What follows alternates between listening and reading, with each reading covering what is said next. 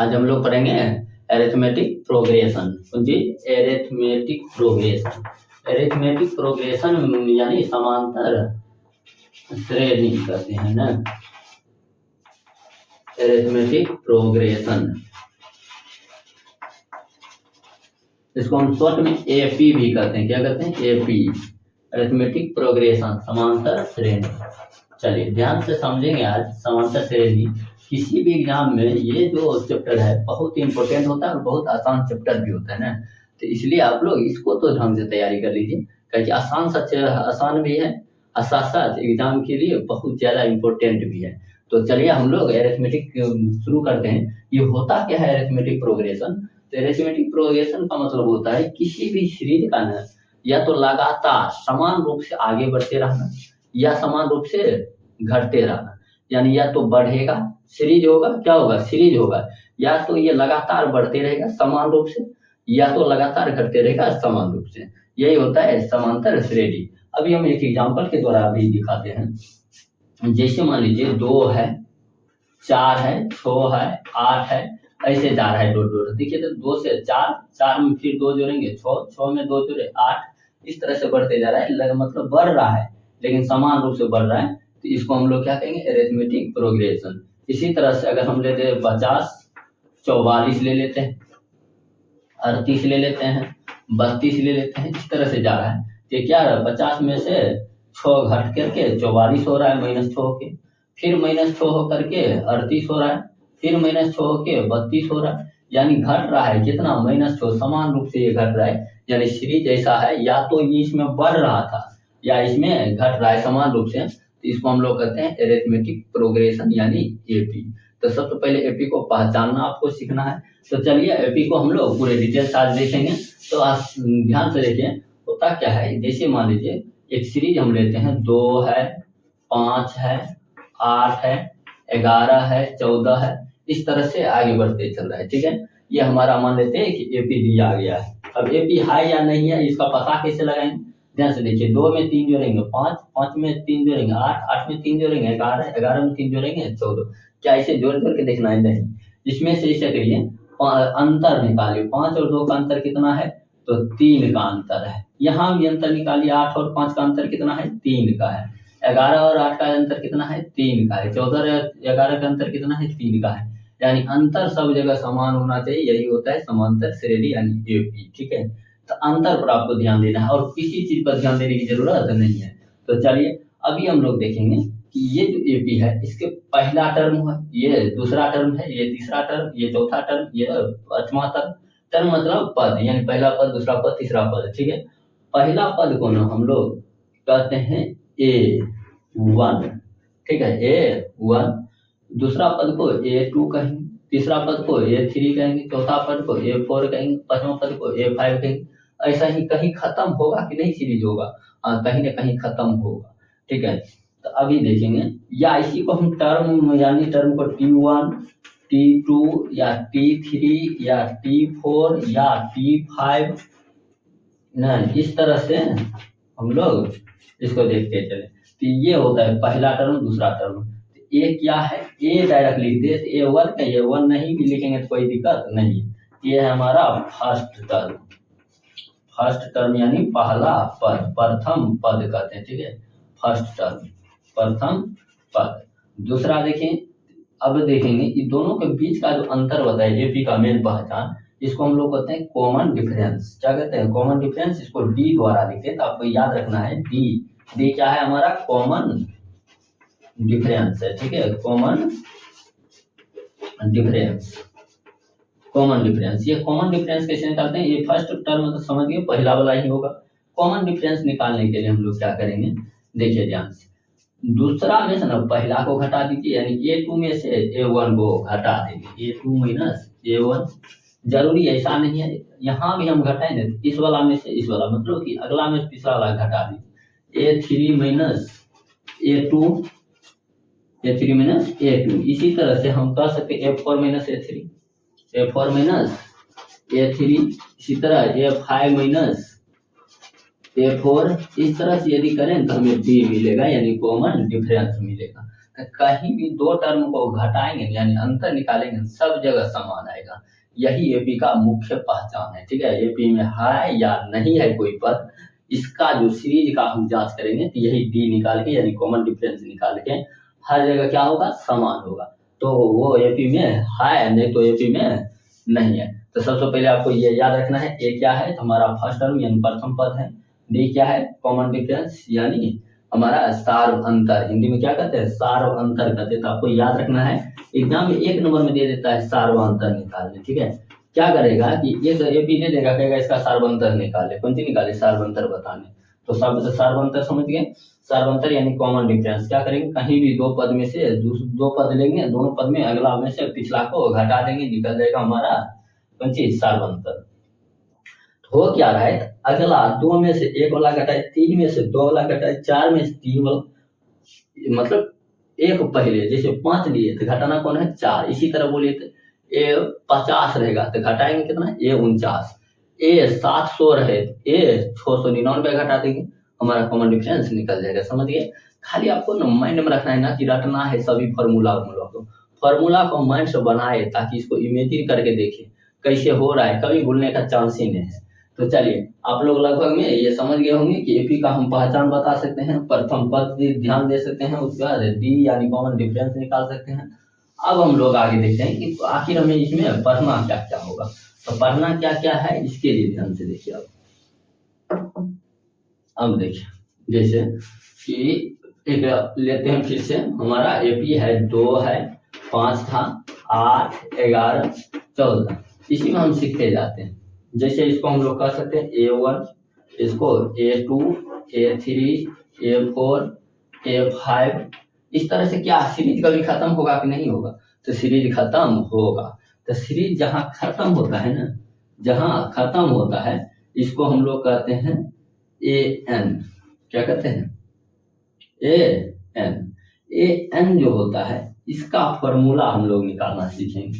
AN का मतलब क्या होता है, nth टर्म कहते हैं। क्या कहते हैं nth टर्म यानी nवा पद, ए माने पद है, जैसे ए पहला पद, दूसरा पद, तीसरा पद, चौथा पद, पांचवा पद, इसी तरह से nवा पद।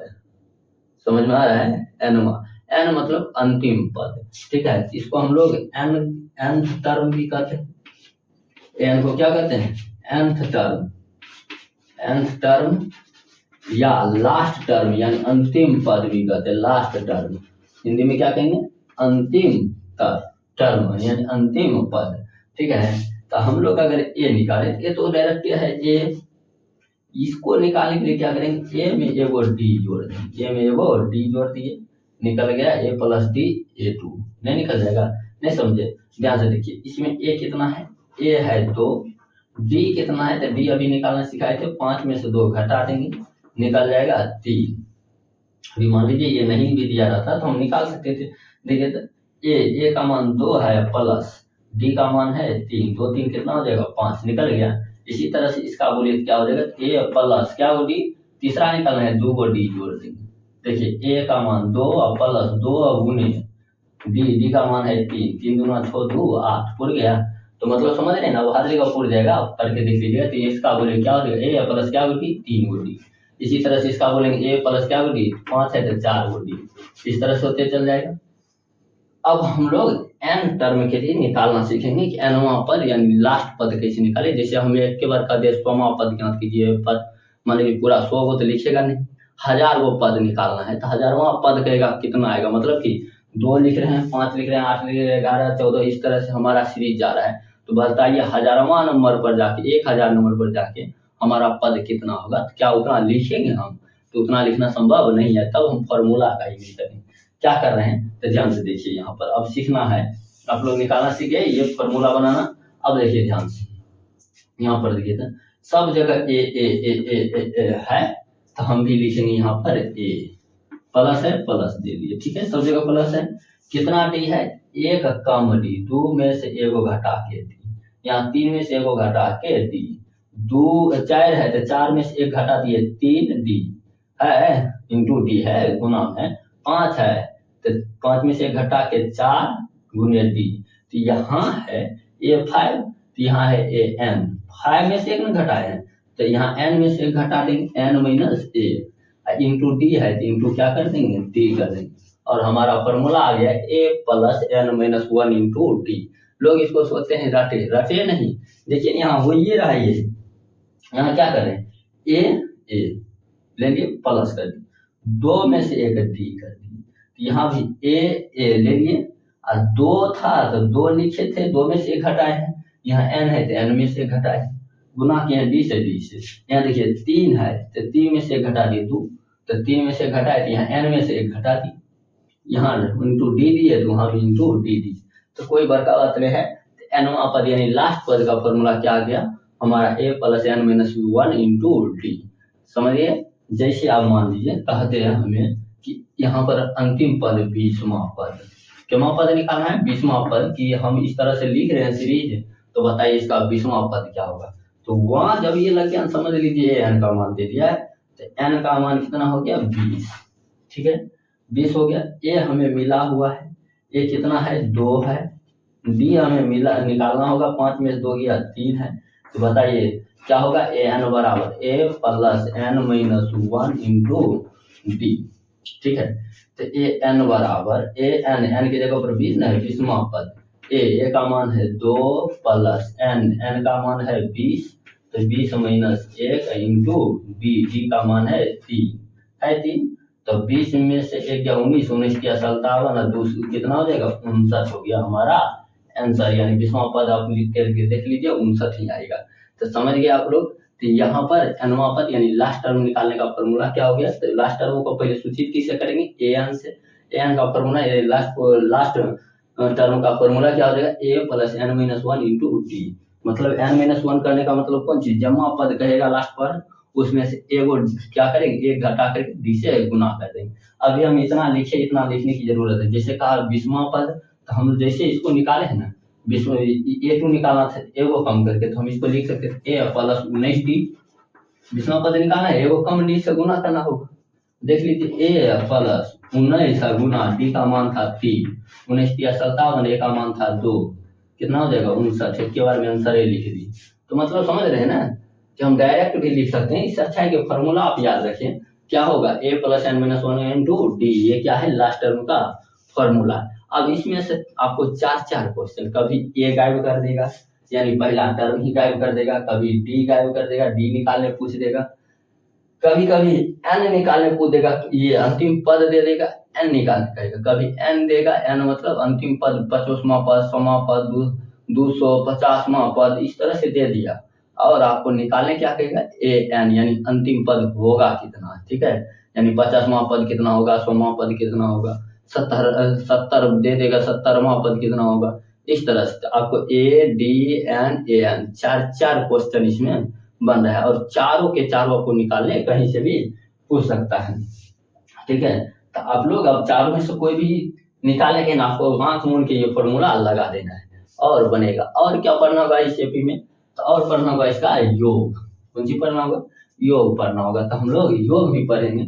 अभी हम लोग देखते हैं योग का फॉर्मूला क्या होता है, तो आज हम लोग सिर्फ इसका इंट्रोडक्शन पढ़ते हैं, फिर क्वेश्चन करवाएंगे, ठीक है। आप लोग बढ़िया से इसको समझिए और याद करने वाला चीज को याद कीजिए, रिवाइज कीजिए, याद तो खुद हो जाएगा। इसमें पढ़ना होगा एन पदों का योग, एन पदों का योग जो होता है ए प्लस ए एन, रुकिए, n/2 into A plus A N होता है, ठीक है। ए एन को एल द्वारा भी लिखते हैं, किसके द्वारा लिखते हैं, एल द्वारा, लास्ट टर्म एल से लास्ट होता है, एल भी लिख देंगे, तो इसको हम लोग ऐसे भी लिख सकते थे n/2 इंटू ए प्लस एल, तो बात एक ही है, कोई दिक्कत नहीं है। अच्छा, इसको ऐसे भी हम लिख सकते हैं n/2 इंटू ए प्लस, ये है ए एन का फॉर्मूला हम लोग जानते हैं, ये है क्या होता है A plus N minus one into D. अगर इसको हम सॉल्व कर लेते हैं थोड़ा, तो n/2 हो जाएगा, ए 2a हो जाएगा, plus N minus one into d होता है, ठीक है। ये फॉर्मूला हो गया फुल फॉर्मूला योग का, n/2 into A plus A N या ए प्लस एल, ठीक है। या पूरा फॉर्मूला बोलेंगे n/2 into 2a plus N minus one into d. तो आप इसका योग का भी फॉर्मूला, एन पदों का जब योग कहा जाए, जैसे अभी 20 पद दिल था, कहता 20 पदों का योग ने जोड़ निकालिए कितना होगा। तब कैसे, तो अब क्या ये एग्जाम्पल काम करेगा? एक आध को एग्जाम्पल हम कर देते हैं।